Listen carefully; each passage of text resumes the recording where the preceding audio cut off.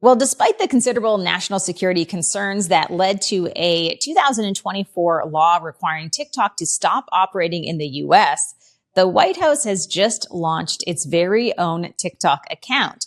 Their first post, unsurprisingly, was all about Trump, accompanied by dramatic music saying, "Every day I wake up determined to deliver a better life for the people across this nation.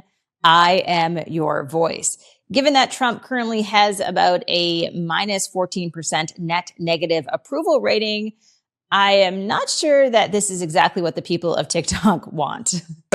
Yeah, and so we've covered this story as it's evolved, but for anyone listening who wants some background, basically a law was made in the US in 2024 that required the US TikTok app to stop operating in the United States by January 19th, 2025, unless its Chinese owner ByteDance basically sold it or sold off the US part of it at least. Now, Trump was actually the one who started all of this in his first term. He labeled TikTok as a security risk, banned it on government devices.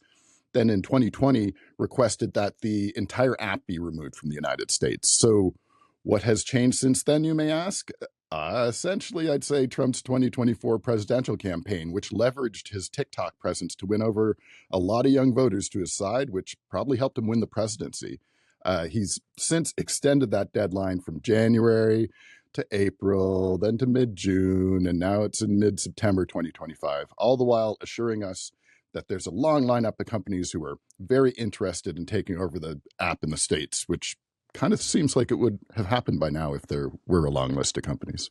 Speaking of Trump, we've talked about his incoherent tariff regime that he's ensured Americans will somehow make them richer. And one of the latest effects is that Sony has just announced it will raise the price of PlayStation 5 consoles in the US by about $50 because of those tariffs, noting that there will be no similar price changes for non-US markets. Yeah, and we've had our own tariff announcement right here in Canada recently with the Prime Minister Mark Carney removing retaliatory tariffs on goods subject to CUSMA, which is the Canada-US-Mexico Free Trade Agreement. Now, I've always thought these counter tariffs were a deeply impotent way to pretend we're accomplishing something positive relative to this trade war. It's been totally head-scratching for me to hear the Prime Minister and other Canadian leaders tell the U.S. that Trump's tariffs are just going to make things more expensive for Americans, and then turn around to do the exact same thing to Canadians. And that's not the only issue. Beyond that, CUSMA, where we complain that Trump is breaking an agreement he signed and can't be trusted, only to have us then break the same agreement ourselves. So this is course correction for me. And, elbows up is all well and good when it comes to Canadian consumer boycotts of U.S. products and things like that. But you're just shooting yourself in the foot when it comes to Canada breaking trade agreements and imposing our own tariffs, because we're just adopting the techniques of the person we're trying to criticize. And it doesn't make us look good. It doesn't accomplish much. And so I'm very happy to see at least some of them go away. I will say this sounds like it could be an entire podcast episode on its own. Will be interesting to see if this moves the needle on Carney's talks with Trump, which of course is the main goal here. Now, our next story relates to cars, one of the areas where Canadian tariffs remain. But thankfully, the story has nothing to do with tariffs. Rather, it's Hertz's use of artificial intelligence to scan vehicles before and after they're rented to assess any damages. They're using these Israeli startup Uve's tech, which interestingly was originally intended to scan vehicles for explosives as part of Israeli security efforts. Unfortunately, this implementation so far of this technology hasn't been going all that smoothly. There have been a number of stories online of customers complaining about being charged outrageous fees for what is very minor damages, like just scrapes on a tire. That's the one I was reading. That's the one that really stands out. There are a bunch of these online, but the guy who rented a Volkswagen in Atlanta returned it with a 1-inch scuff on the side of one of the tires within minutes of dropping off his car and getting it scanned by the AI. I think that place in Atlanta was the first place in the States to get this scanning stuff for Hertz. Within minutes of dropping off the car, the AI sent him a bill for $440 for a scuff on the side of one of the tires. And listen to the breakdown if you think this is outrageous. So, and it just shows how deeply advantaged we're going to be taken advantage of if we let AI companies keep going down this path. So there's $250 to repair the 1-inch scuff on your tire, which is bad enough because it doesn't need to be repaired.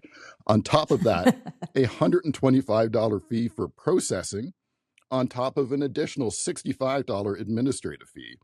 And like, what kind of Orwellian nonsense is this? You've removed reasonable human inspections, replaced them with a robot that demands almost $200 in processing and administrative fees when it finds something wrong. It just doesn't make any sense to me. And on top of that, which is another, this is how it's going to work, Hertz offered him a discount if he paid within 7 days. And I think basically trying to keep people from pursuing the matter, right? So, pay within 7 days. I think it was $50 off within 2 days and some smaller amount within 7 days.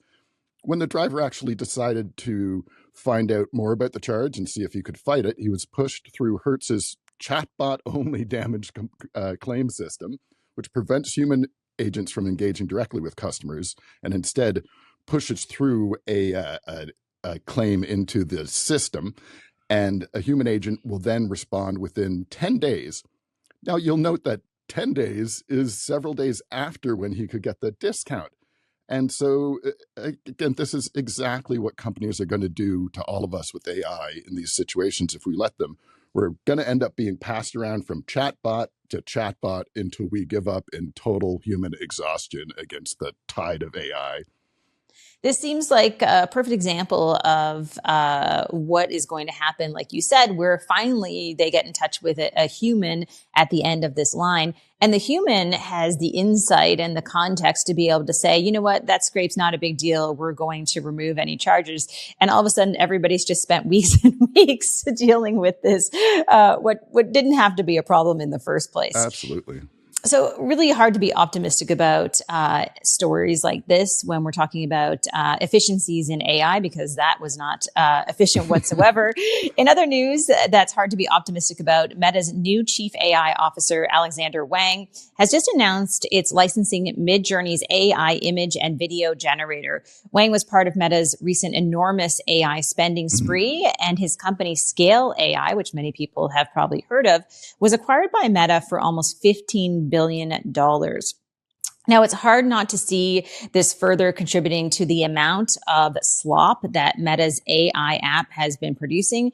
And it also it's worth noting that Midjourney is currently being sued by Disney and Universal for IP violations, with those companies calling it a quote, bottomless pit of plagiarism. So in some ways, I feel like that might be the perfect fit and marriage for a company like Meta. I think you're about right, really.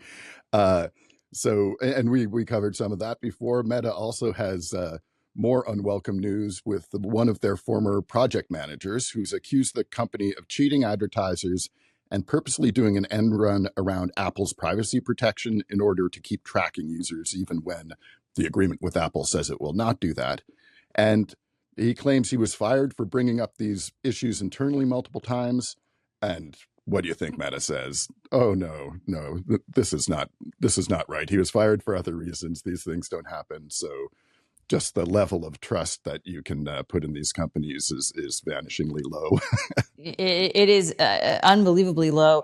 Now, in other news of companies behaving badly, we have talked recently about Tesla's court order, the court case that they lost a couple of weeks ago, where Tesla was caught being purposefully misleading and outright lying. Now, the U.S. National Highway Traffic Safety Administration, which already has multiple open investigations into Tesla, is opening a new one to investigate Tesla's inconsistent driver assistance crash reports, which Tesla usually receives within minutes of a crash, but for some reason often takes months to provide to anyone else, even though they are legally required to do just that.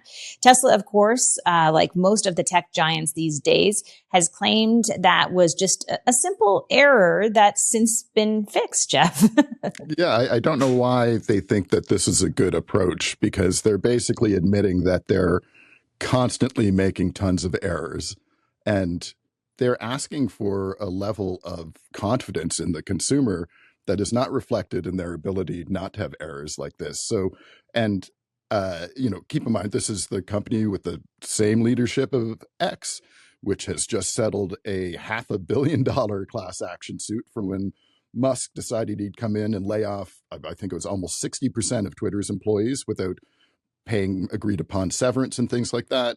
It's the same leader as SpaceX, who, as we talked a bit about, I think it was last week, around the Starlink satellite service, the SpaceX has said they'll be asking basically the president to reject several U.S. states' broadband grant applications because those states don't want to use SpaceX's Starlink satellite service.